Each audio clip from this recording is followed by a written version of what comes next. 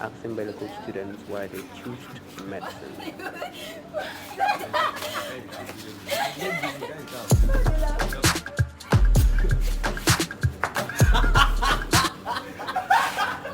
My man. How about now? So, you just see me will ask you this question. So, why you choose medicine? I just buy jam from Primus.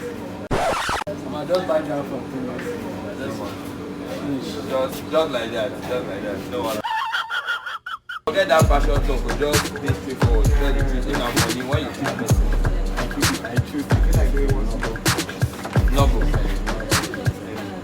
It's one of the right side. Just to impact your society. Even if the society doesn't impact you. They do want to make money. You don't want to Okay. for only for the impact. Thank you very much. It is what it is. Normal stuff, passion, that one day. Money before the passion. Job security. That's very key. What's your job security again? You have a secure job. Oh, thank you very much. Thank you. Now we'll be moving on to our doctors as we ask them the same question. There are over 30,000 career choices, but you choose medicine. Why?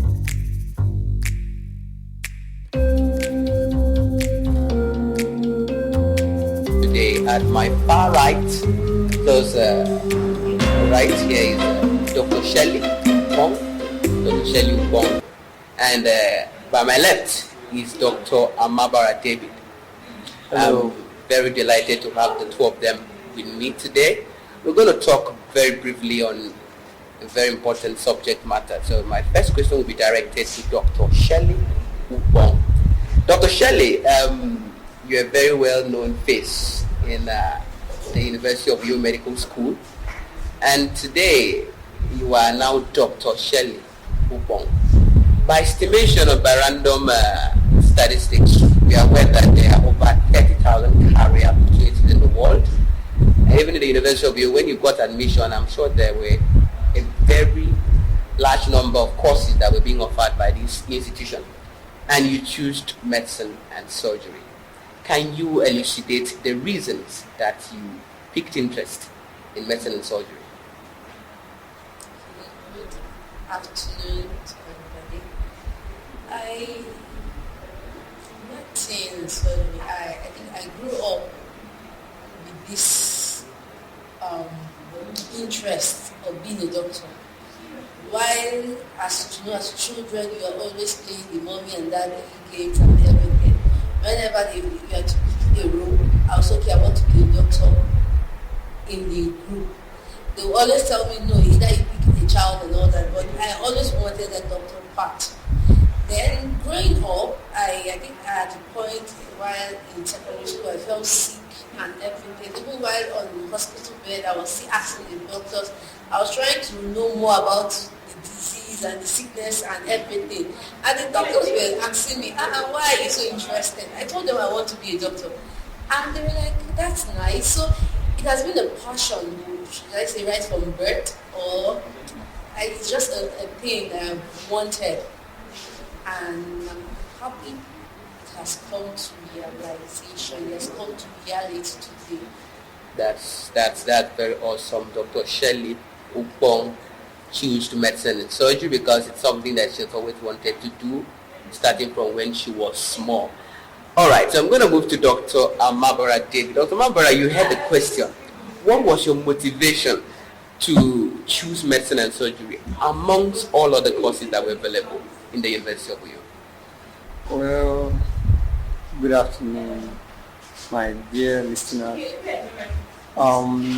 What motivated me let's say I was motivated. I won't say so. I would say I was inspired. I was inspired to read medicine. I've had countless experiences, but the ones I can remember, I'll share here. I'll first start with my mom, because she's my superhero. She's my everything. This is Lady Amabara. she she was always telling me when we were young, you be a doctor, you be a doctor. And then I think I was still small, but children, anything your mommy says is always correct, right? So I was like, okay, fine. But that would have changed because I'm actually someone that I do things the way I want to do things my own way. But when I grew up, when I started growing up, around 5, I was ill and my immediate younger brother too was ill and we were admitted in Sophia Clinic, Port Harcourt. There was a doctor, I don't know, a young doctor, I think that finished for me in the brain. He's late now, I guess. When he walked in, the charisma he walked into that room with him, and the way he did things, the treatment we received when he diagnosed us and treated us was something magical. Like we recovered instantly, and I was like, okay, if this is what my mom is talking about, being a doctor, then I should be a doctor. Go for it. Then from that time, I started loving the doctor thing. I was always teasing my elder sister. I'll tell her that she'll be my nurse and I'll be a doctor. But unfortunately, today she's a barrister of the solicitor of the Supreme Court of Nigeria. And at some point, I started losing interest. I wanted to play football. But then one of my friends packed into the neighborhood. His dad was then CMD. Was a then CMD in Betet Memorial Hospital.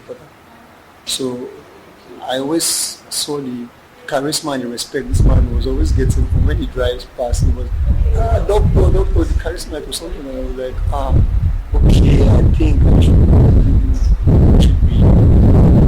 Then I further started growing aspiration. I started seeing other doctors.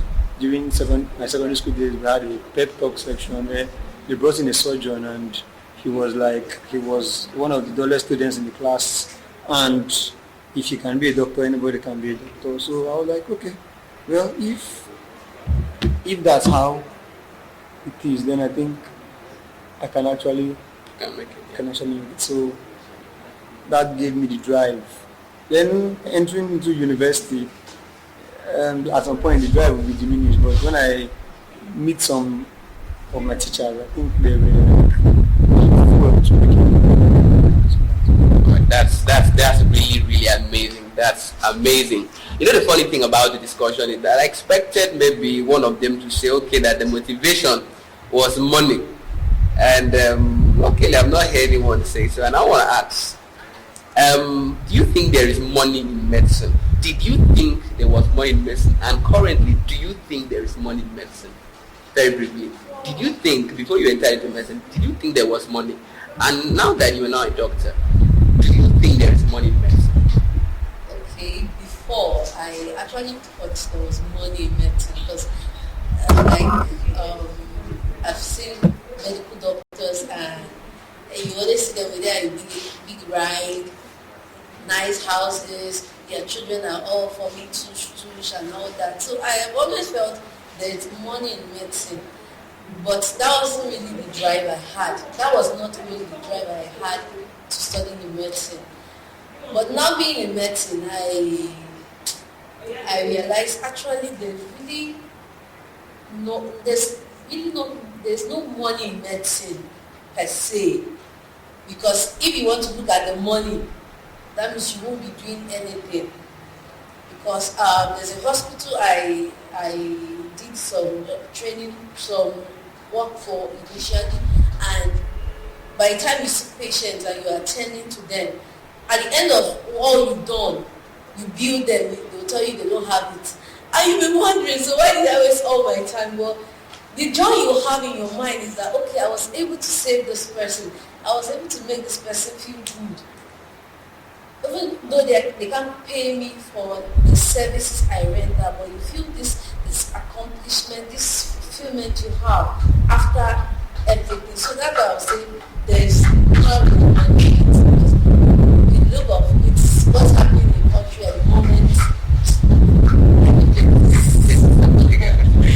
Things are really not going well in the country, so you will not expect people to also have the same, like how would I say, they don't have the same money to give. So there's no money in medicine in Nigeria. Yes, I chose medicine because, firstly, most of my uncles were studying medicine while I was growing up. So the people that's around me were into the medical field. Then my parents, my dad and my mom, they're also into the medical field. So I just grew up wanting to be like the adults in my life, and we are mostly doctors. Then secondly, like most of us, while in secondary school, we were encouraged to do medicine because secondary school, the expectation was that those stopping the class and stuff like that would study medicine. Yeah, that's it. And then I also like helping people, so I felt like medicine would give me the opportunity to help people, help save lives and all those stuff. And people I met doing medicine then, they were rich and well respected. I feel like I wanted to be rich and well respected. Now I know it's scam.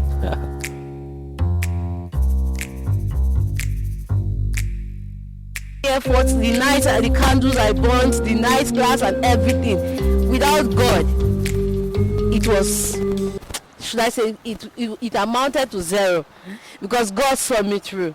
So even when you're putting all the efforts, still make sure you carry God along, because He's the one who can make it possible. So as you're trying, don't give up.